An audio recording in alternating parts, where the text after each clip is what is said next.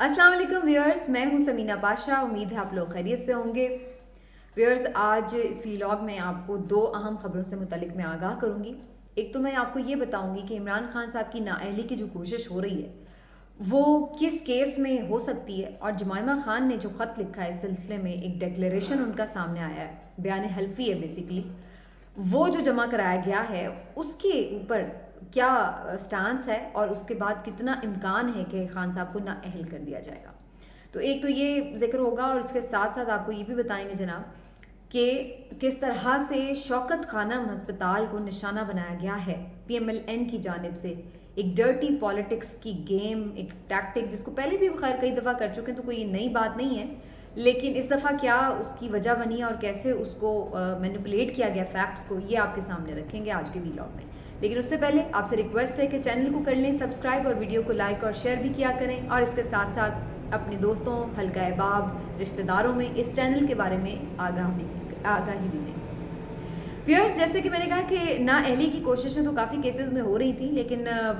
दो तीन केसेस तौहीन अदालत या दहशतगर्दी का या ममनुआ तोशाखाना वाला ममनुआ फंडिंग, इनमें कोई ऐसी बात अभी तक बनी नहीं, सॉलिड रीज़न कोई वजह सामने नहीं आई जिसकी वजह से नाअहली बनती हो। क्योंकि नाअहली जो ताहयात बनती है वो हो सकती है सिर्फ अदालत से, क्योंकि इलेक्शन कमीशन किसी एक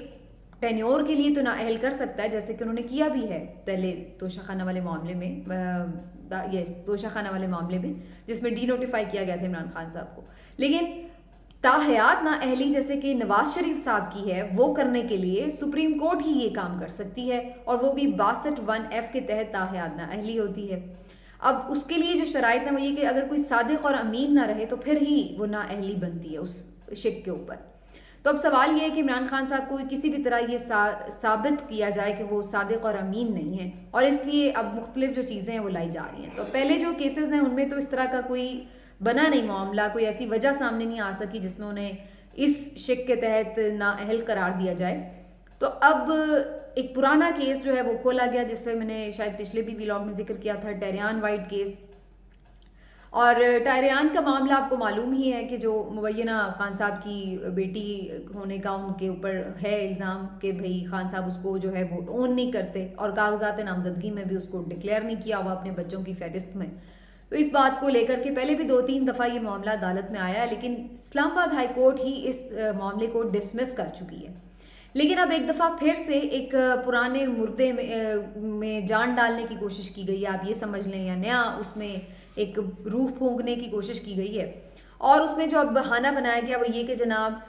जो जुमाइमा खान का एक एफिडेविट है वो इस्लामाबाद हाई कोर्ट में जमा करवाया गया है।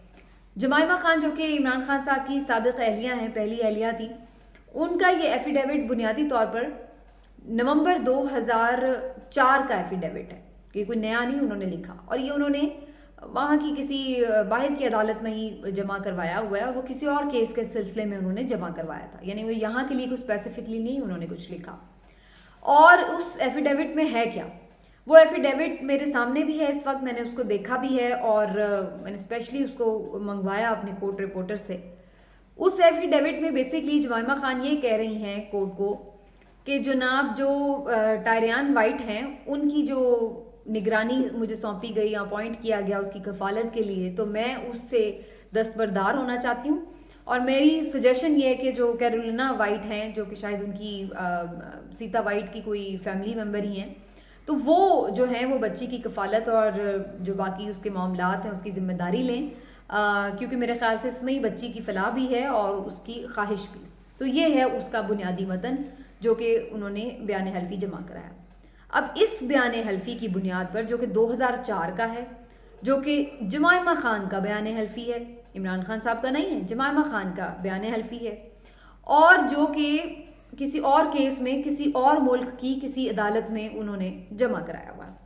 उसकी बुनियाद पर यहाँ पर इमरान खान साहब पर इतने सालों के बाद, तकरीबन 20 सालों के बाद जो है वो PMLN ये प्ली लेके जा रही है कि जनाब इनको नाअहल कर दें। अब इससे ये कैसे साबित हो रहा है कि जो टायरियान हैं वो वाकई इमरान खान साहब की बेटी हैं, ये कैसे साबित हो रहा है कि वो इसको नहीं कर रहे, या उनके हवाले से इसमें कैसे कोई चीज़ साबित हो रही है, ये बिल्कुल एक ब्लैंक बात है। लेकिन वही बात है कि जो चाहे आपका हुस्न करिश्मा साज करे, تو بھائی اگر کرنے والوں نے ایسا کوئی کرشمہ دکھانا ہے تو پھر تو وہ کسی بھی بات پہ نااہلی بنا سکتے ہیں، اس کے لیے کوئی سالڈ کیس کا ہونا ضروری نہیں ہے۔ لیکن سچویشن یہی ہے کہ اس وقت ہمیں نظر آ رہا ہے کہ پی ڈی ایم جو کہ عمران خان صاحب کی مقبولیت کے خوف سے اس قدر پسپا ہے کہ اب وہ کسی بھی لیول پر جا سکتی ہے۔ تو کبھی وہ ذاتیات پر جاتے ہیں، کبھی آڈیو ویڈیو پہ جاتے ہیں، کبھی ان کی موجودہ اہلیہ کو نشانہ بناتے ہیں، اور کبھی ان کی سابقہ اہلیہ کو نشانہ بناتے ہیں، اور کچھ نہیں ملا تو اب ان کی یہ کیس جو ہے پرانا اٹھا کے لے آئے ہیں۔ تو ذاتیات پر حملے کرنے کی جو ان کی ایک روایت رہی ہے اس کو ماشاءاللہ سے وہ برقرار رکھے ہوئے ہیں، اور اسی طرح سے یہ معاملہ ہے۔ اب اس کے اوپر تو اگر ہم نااہلی دیکھیں تو پھر تو کسی کو بھی نااہل کرایا جا سکتا ہے نا، پھر تو مطلب ہے کہ بات ہی ختم ہو گئی۔ اب کسی کو رانا ثناء اللہ اچھے نہیں لگتے، کوئی بھی ان کا بیٹا بن کے عدالت میں مقدمہ دائر کر دے کہ یہ میرے والد ہیں، ان کو نااہل کریں، انہوں نے مجھے اون نہیں کیا، اب کرتے پھر وہ ثابت کہ بھئی یہ میرا بیٹا ہے ہی نہیں۔ مطلب یہ تو ایک مذاق بن جائے گا سسٹم کے ساتھ کہ اگر ہم اس ڈگر پر چل پڑیں، اس روش پہ چل پڑیں۔ تو یہی اب کوشش جو ہے وہ پی ایم ایل این کی طرف سے کی جا رہی ہے کہ اسی بنیاد پر عمران خان صاحب کو نااہل کروایا جائے، اور دیکھتے ہیں جی اس پر کیا فیصلہ آتا ہے۔ لیکن جو اس میں ڈیولپمنٹ تھی وہ بیسیکلی یہ جمائمہ خان کا بیان حلفی تھا۔ اب تھوڑا آگے بڑھتے ہیں کہ بات یہیں پہ ختم نہیں ہو رہی ہے، خان صاحب کو کسی بھی طرح بے ایمان بھی ثابت کرنا ہے، جھوٹا بھی ثابت کرنا ہے اور بے ایمان بھی ثابت کرنا ہے۔ تو جھوٹا ثابت کرنے کے لیے تو وہ یہ والا کیس لے کے آئے ہیں، اور اب بے ایمان ثابت کیسے کرنا ہے اس کے لیے اب انہوں نے ایک نئی کیمپین لانچ کی ہے۔ ویسے تو یہ پہلے بھی قسطوار مرحلے میں کیمپین لانچ ہوتی رہی ہے، لیکن بری طرح شکست ہی کھاتی رہی ہے، لیکن پھر بھی وہ اپنی سی کوشش کرتے رہتے ہیں۔ اور اب جو یہ دوبارہ سے کیمپین لانچ کی گئی ہے وہ اس طرح سے کی گئی کہ ویڈیو لنک پر عمران خان صاحب کی جرح ہو رہی تھی وکیل کی جانب سے، جو کوئی خواجہ آصف کے وکیل ہیں، اور یہ حد تک عزت کا دعویٰ والا جو معاملہ ہوتا ہے اس والا کیس تھا جس میں خان صاحب کی جرح چل رہی تھی۔ تو اس کیس میں مختلف چیزوں کا جواب دیتے ہوئے وہ اس میں کہیں عمران خان صاحب نے کوئی جو اس کی فنڈنگ تھی شوکت خانم ہسپتال کی، اس کے بارے میں کچھ چیزیں جو ہیں وہ ایکسپلین کی۔ اب اس کو بڑا ٹویسٹ کر کے پی ایم ایل این نے اپنے جو آفیشیل ٹویٹر اکاؤنٹ ہے اس سے بھی ایک کیمپین چلائی کہ جناب دیکھیں یہ بڑا صادق اور امین بنتا ہے، اور انہوں نے اعتراف کر لیا ہے کہ انہوں نے شوکت خانم کا جو زکوٰۃ اور خیرات کا پیسہ تھا اس کو انہوں نے سرمایہ کاری کے لیے استعمال کیا، اور اس میں ہاؤسنگ پروجیکٹ میں انہوں نے باقاعدہ سرمایہ کاری بھی کی۔ تو دیکھیں جی یہ کتنے بے ایمان ہیں کہ لوگوں کے زکوٰۃ اور خیرات کے پیسے کو بھی نہیں بخشا، اور اب انہوں نے اون کر لیا اس بات کو کہ انہوں نے اس سے انویسٹمنٹ کی۔ تو یہ اتنی زیادہ ایک تو مس انٹرپریٹیشن اور مینیپولیشن آف دا فیکٹس ہے کہ جس پہ افسوس بھی ہو رہا ہے۔ نمبر 2، یہ بہت ہی زیادہ پستی اور گراوٹ کی بات ہے کہ آپ اپنے سیاسی مقاصد کے لیے لوگوں کے غریبوں کا بھلا ہونے کا جو ایک سلسلہ بنا ہوا ہے اس کو بھی ٹارگٹ کرنے سے باز نہ آئیں۔ مطلب آپ لوگوں کے دل میں شکوک و شبہات ڈال دیں اور تاکہ وہ دوبارہ اس میں فنڈنگ ہی نہ کریں، خیرات اور زکوٰۃ کے پیسے ہی نہ شوکت خانم کو دیں، اور جو وہاں پہ مریض ہیں آپ لوگوں کا تو کوئی ایشو نہیں ہے۔ مطلب آپ کو تو کھانسی بھی آئے تو آپ نے تو باہر جا کے علاج کروانا ہے نا، تو آپ کا تو کوئی سروکار نہیں ہے کہ یہاں پہ سارے ہسپتال بھی بند ہو جائیں تو کسی کو کیا فرق پڑتا ہے، کیونکہ آپ کا کیا تعلق ہے بھائی؟ آپ کے بچوں کے کھانسی، نزلہ، زکام، پیٹ خراب بھی ہوں تو انہوں نے تو باہر سے علاج کرانے ہیں نا، یہاں سے تو آپ کا کوئی تعلق ہی نہیں ہے ان اسپتالوں سے کہ یہاں پر کسی کو مفت مل رہا ہے یا کوئی کیا مل رہا ہے کیا نہیں مل رہا ہے۔ تو یہ ان لوگوں کی مینٹالٹی ہے۔ بلکہ میں اس بات پہ حیران بھی ہو رہی تھی، پچھلے دنوں یوسف رضا گیلانی صاحب نے ہرنیا کا آپریشن کروایا، وہ بھی باہر سے۔ میں مطلب حیران ہو رہی تھی کہ یار ہرنیا کا اللہ تعالیٰ یوسف رضا گیلانی صاحب کو صحت تندرستی دے، لیکن یہ کوئی اتنا سیریس نوعیت کا آپریشن نہیں ہوتا، معمولی نوعیت کا یہ آپریشن ہوتا ہے، اور یہ بڑے آسانی سے پاکستان کے اسپتالوں میں اس کا بڑا بہترین علاج ہو جاتا ہے۔ لیکن نہیں، ہر چیز کے لیے بس ہم نے تو باہر بھاگنا ہے۔ اب وہ یہ ان کو بھی دیکھ لیں آپ۔ اس کے کانٹرری آپ عمران خان صاحب کو دیکھیں کہ جن کو اتنا سیویئر، اس سے پہلے ایک حادثہ پیش آیا تھا، یاد ہوگا آپ کو، جب 2013 کے الیکشنز کیمپین میں وہ ایک جو لفٹر تھا اس سے گر گئے تھے جو سٹیج پر لے کے جاتا ہے، تو وہ بڑی شدید قسم کی، شدید نوعیت کی انجری تھی انہیں جو ہوئی، لیکن انہوں نے یہاں شوکت خانم سے علاج کروایا۔ پھر اس کے بعد بھی جب ابھی گولیاں لگی ہیں، یہ بھی بڑا ایک سیریس میٹر تھا، اور بہت سے لوگوں نے انہیں اس وقت بھی سجیسٹ کیا تھا اور ابھی بھی سجیسٹ کیا تھا کہ آپ باہر کہیں اور مزید بہتر علاج کے لیے چلے جائیں، لیکن انہوں نے پاکستان میں رہنے اور پاکستان میں ہی علاج کو ترجیح دی۔ لیکن یہاں تو خیر صورتحال ہی مختلف ہے۔ تو کہنے کی بات یہ کہ پھر بھی یہ لوگ شوکت خانم ہسپتال کو ٹارگٹ کرنے سے باز نہیں آتے، اور انہوں نے یہ ساری کیمپین لانچ کی۔ اب میں آپ کو یہ بتاتی ہوں کہ اس کی حقیقت کیا ہے۔ پہلی بات تو یہ کہ شوکت خانم کی جتنی بھی فنڈ ریزنگ ہوتی ہے اور جو بھی اس کے اکاؤنٹس کے معاملات ہیں وہ ان کی ویب سائٹ پر اویلیبل ہیں۔ تو کوئی بھی شخص جا کر اس کی شفافیت کو چیک کر سکتا ہے، اور اگر اس کو کوئی کویشچن ہو تو وہ وہاں پہ ڈال سکتا ہے. تو اس میں تو کوئی ایسی ڈھکی چھپی بات ہی نہیں ہے. کوئی یہ تھوڑی ہے کہ کوئی کہہ رہا ہے کہ جی ہمارے پاس رسیدیں نہیں ہیں، یا ہمارے پاس منی ٹریل نہیں ہے، یا جناب ہماری ٹیٹیوں کا کوئی ریکارڈنگ، ہمیں تو پتہ ہی نہیں کون پیسے دے گا. تو ایسا معاملہ وہاں پہ ہے نہیں. جو پیسے دے رہا ہے، کس کس مد میں دے رہا ہے، کدھر جا رہے ہیں، وہ سب اس کا ریکارڈ جو ہے وہاں پر تفصیل میں موجود ہے. دوسری جو امپورٹنٹ بات ہے کہ انویسٹمنٹ کی انہوں نے تو کبھی بھی اس چیز سے انکار نہیں کیا کہ انہوں نے انویسٹمنٹ نہیں کی. لیکن سوال یہ کہ کیا انہوں نے ذاتی مقاصد کے لیے انویسٹمنٹ کی یا اسپتال کی بہتری کے لیے انویسٹمنٹ کی، یہ ہے اصل کویشچن. تو ہوتا یہ ہے جناب کہ جب عام طور پر اس طرح خیراتی اسپتالوں کو چلانا ہو اور لمبا عرصہ چلانا ہو، اور صرف اسپتال نہیں چلانا، مریضوں کا علاج بھی کرنا ہے، تو اس صورت میں